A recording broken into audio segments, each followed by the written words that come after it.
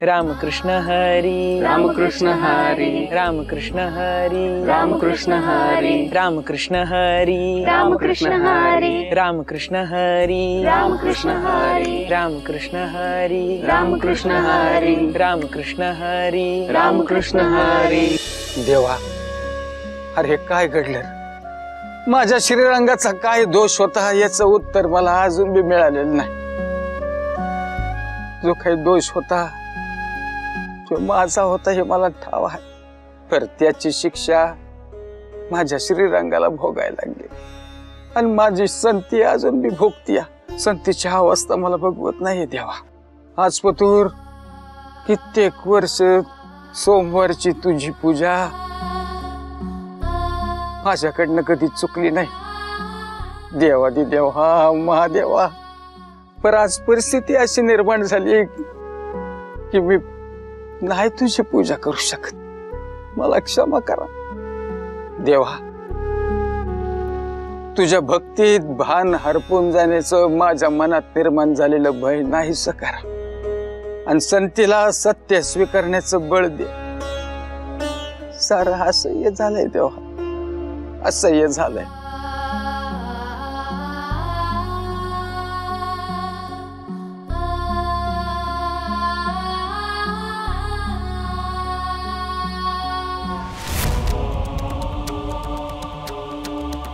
महादेवाच्या पिंडीवर सर्प नाही असं पहिल्यांदाच पाहतोय। देवा, काय संकेत आहे?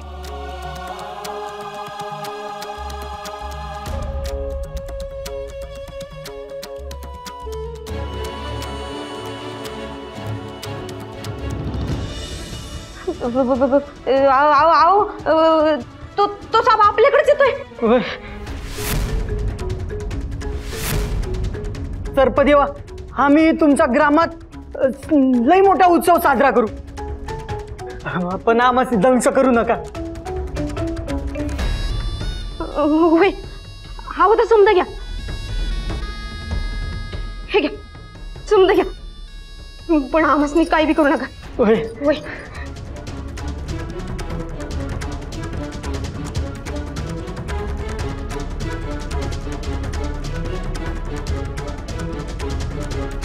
हे सर्पदेवा, चुका समद्यांकडनं होतात आणि भगवंत म्हणतात तसं समद्यांना चुका सुधारण्याची संधी मिळायला हवी। यांच्याकडून ज्या बी काही चुका झाल्या असतील त्या क्षमा कर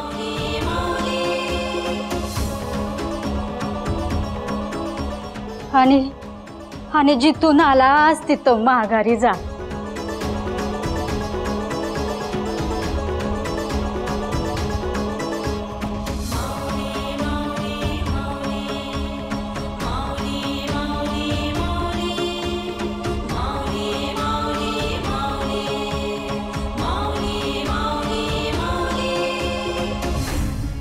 आजीबाई, तुम्ही कोण आहे ठाव नाही आम्हासनी, पण तुम्ही जीव वाचवलाय आमचा। काय पाहिजे ती मागा, समज देतो आम्ही। वय, तुम्ही अगदी देवासारख्या धावून आलात बघा। मला काय बी नग, केवळ एवढंच करा, सर्वांशी सचोटीनं वागा, कधी कोणाशी वैर धरू नका आणि विनाकारण कोणाला त्रास बी देऊ नका। देव तुमचं कधी बी वाईट होऊ देणार नाही। होय।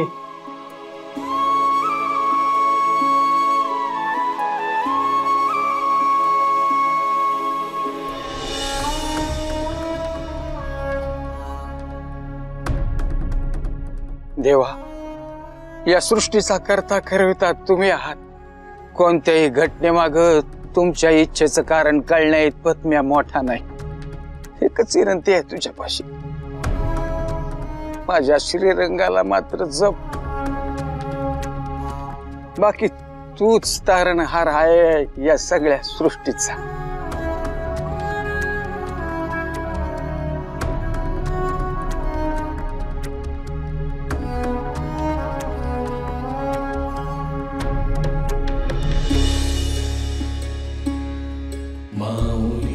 महादेवा, तू शक्तीचा दाता आहेस.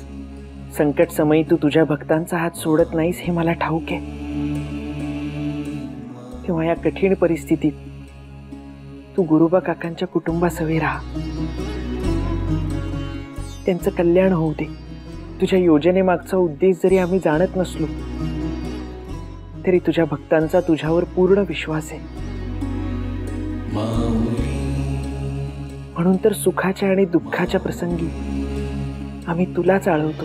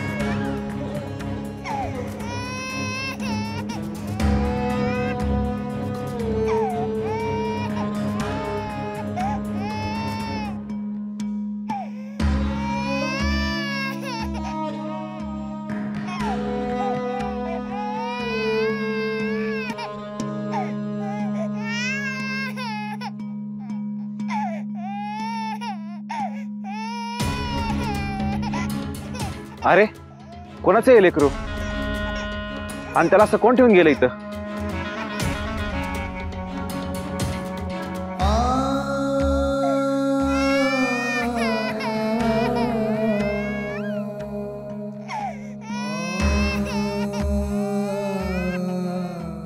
तुमचं कोणी लागतं का हे लेकरू? रक्ताच्या नात्याने नाही, पण माणूस धर्माच्या नात्याने लागते ही माझी कोणीतरी.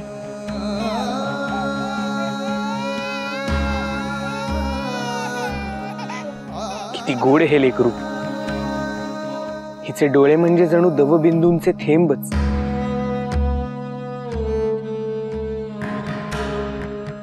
या तानुलीचे इवलेसे हात सोडून जाणाऱ्याला थांबवू का शकले नसतील? हिचा अर्थ स्वर माता पित्यांना थांबवू का शकला नसेल?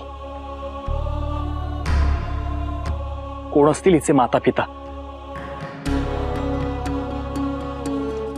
जे इतक्या निर्दयीपणे हिला इथे सोडून गेले असतील? आणि का?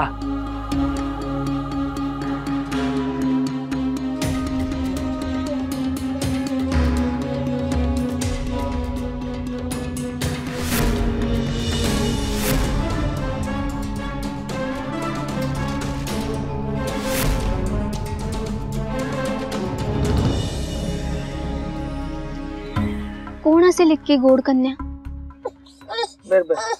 नेमकं काय झालं सेलीच्या संग?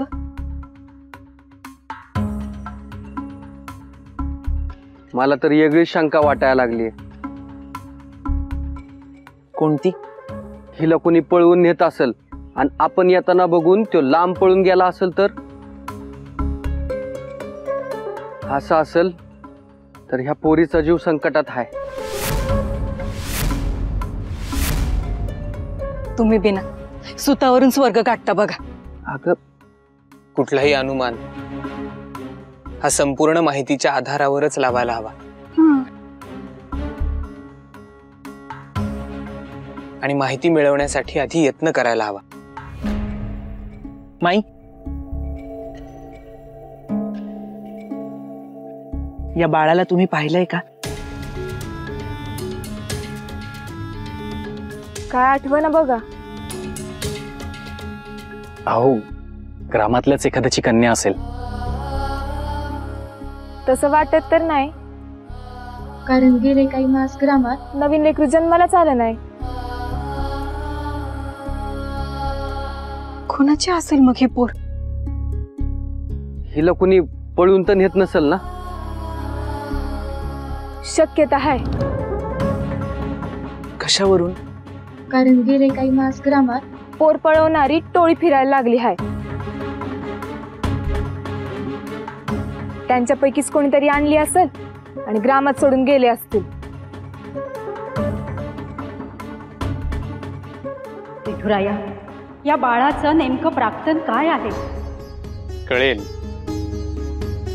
आपण ज्ञानाची भेट या बाळाशी घडवून आणली, पण गोरोबाचं बाळ हिरावून घेतलं. यातून काय साध्य करायचंय आपल्याला? गोरोबाच्या नशिबी इतका क्लेश कशासाठी?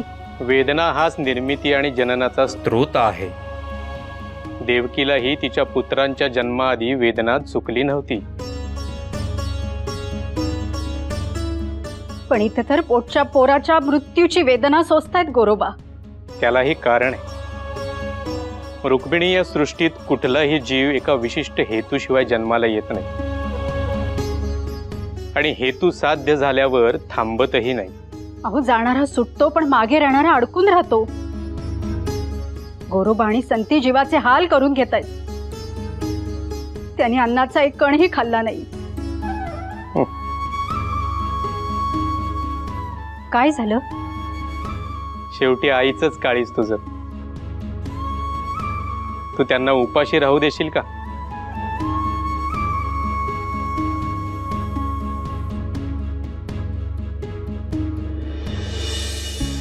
दादा, आता काय करायचं रे मग? बाबांनी माणूस धर्म शिकवताना जे जे सांगितलं ते सारं काही.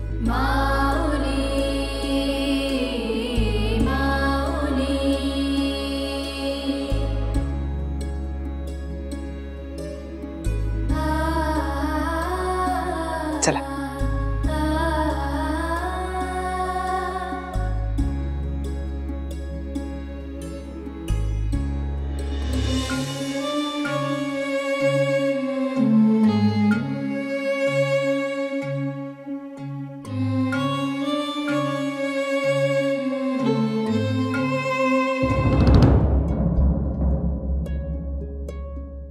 कोणी हाय का घरात?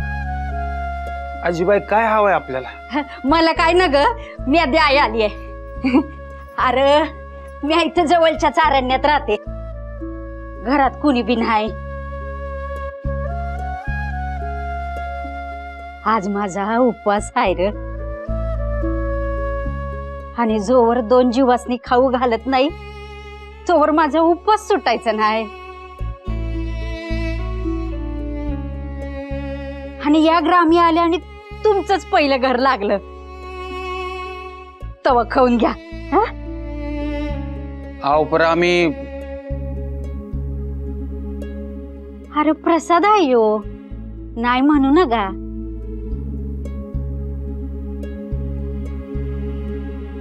आता मला उपाशी ठेवायचं असल तर मग नका खाऊ. नाही तसं नाही, पण संते 2 घास खाऊन घे. अगं, प्रसादाला नाही म्हणू नये. दारे आलेल्याला रित्या हातानं आणि रिकाम्या पोटानं परत धाडू नये म्हणतात ना. आणि कोणी प्रसाद देत असेल तर नकार बी द्यायचा नसतो. ह्योच तर आपला धर्म सांगतो ना. आपण नाही खाल्लं तर त्यांचा उपास कसा सुटेल?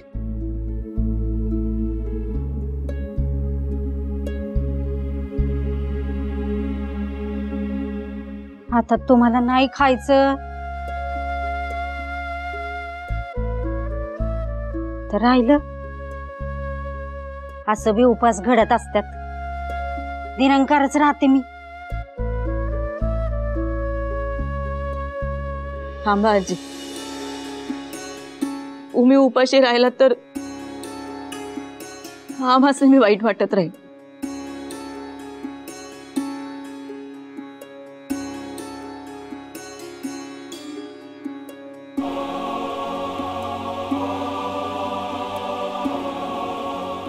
खा. पण खा ग बाई, खा.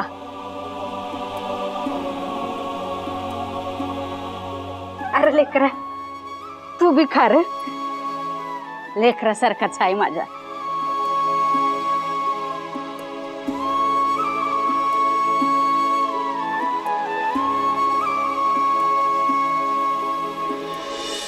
लय शहाणी आहे ही पोर. वाटलं होतं प्रवासात रडल बिडल, पर नाही. आली बिचारी आपल्या संग एवढ्या उन्हात आणत. पण मला राहून राहून तोच प्रश्न पडतोय, ही अशी दुधावरच्या साईसारखी लेक, तिला असं सोडून कोण गेलं असेल? मग ते शोधू आपण ते, आणि जोवर ते कळत नाही तोवर हिचं सांभाळही करू. वय तरी बी आपण हिच्या मायबापाला शोधायला हवं. तिला खरंच कोणी पळून नेली असेल तर तिकडे तिच्या मायबापाचा जीव अर्धा झाला असेल. खरे लेकरांची आणि माता पित्यांची एकमेकांपासून ताटातूट होणं यासारखा दुसरा शाप नाही.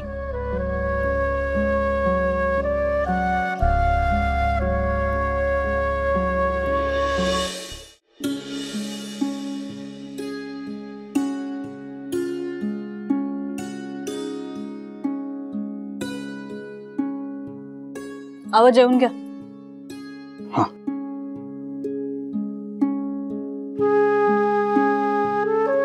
तू खाल्लं? नाही. बस माझ्या संग बस, खाऊन घे तू पण. नाही, हातातली जरा काम आटपते मग जेवते. तुम्ही जेवून घ्या. आले. पांडुरंगा, माझ्या संतीला भानावर आणलंस तू. पुण्यांदा जर का त्या पांडुरंगाचं नाव या घरात घेतलं तर माझ्या इतकी वाईट कुणीच नसल. अगं पर संते, तुम्हाला काय वाटलं? तुमच्या या इठुराईने बरं केलं मला. मी आज पदर खोचून उभी आहे ना, ते फक्त सौताच्या जीवावर. आणि काय सांगतो तुमचा परमेश्वर? चांगलं आणि वाईट जे काय घडेल त्याचा स्वीकार माणसानं करावा. याचाच दुसरा अर्थ असा की तुमच्या इठुरायाला सौताकडं कशाचंच उत्तरदायित्व नकोय. आणि ह्याचाच तिसरा अर्थ असा की त्याचं आपल्याकडे लक्ष आहे, तो आपला बाप आहे, हे समद खोटं आहे. चांगल्याचं श्रेय घेणारा आणि वाईटात काखा वर करणारा असा जर का बाप असेल ना, तर आयुष्यात त्याचं नाव न घेतलं बरं.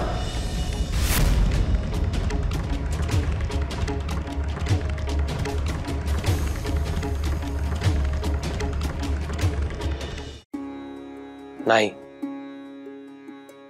आपण साऱ्यांनी जे भोगले ते हिच्या पदरी पडता कामा नये.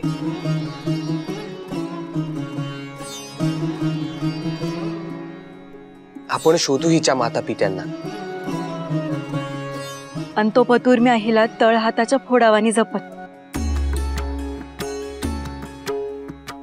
जो पतूर हिच्या आई वडिलांचा शोध लागत नाही ना, तो पतूर ही माझीच लेख लक्ष्मी.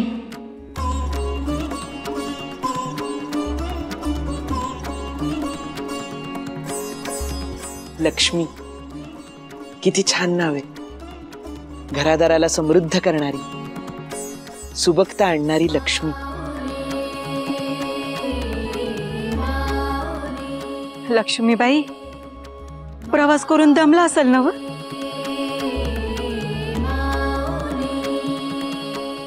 चला, मी आता तुम्हाला नाहू माखू घालते. हा, या चला. हा,